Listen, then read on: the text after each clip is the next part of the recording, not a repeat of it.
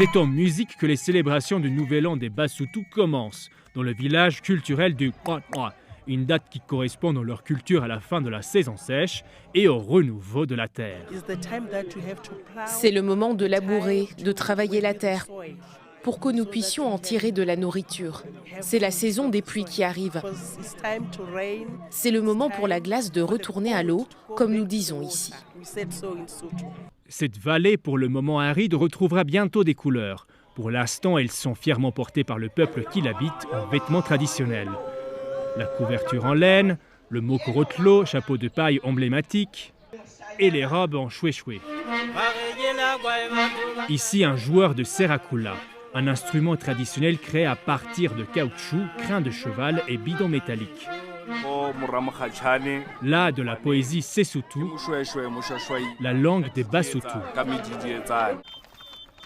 Au cœur du folklore de ce peuple à cheval entre le Lesotho et l'Afrique du Sud, il y a justement les chevaux, moyen de transport privilégié dans cette région montagneuse jusqu'aux années 90.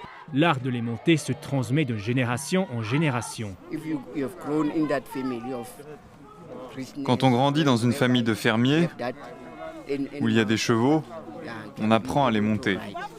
On ne les monte plus tous les jours, seulement pour les grandes occasions. La culture Basotho traverse les époques, portée par la tradition orale. Elle est moderne aussi, en témoignent ces chanteurs de rap et de hip-hop Sotho. La transmission passe par les jeunes, et notamment par ces jeunes filles qui perpétuent la danse traditionnelle. Elles prient et remercient les ancêtres pour les bonnes récoltes. Quand je porte cette tenue, je me sens fière et pleine d'amour. Je suis tellement fière de ce que je porte, de mes traditions et de ma culture. Quand je suis habillée comme ça, je me sens vraiment moi. La journée s'achève, mais le vent annonce les pluies et la saison des semences. Aujourd'hui, c'est la jeune génération qui a récolté quelques graines de tradition.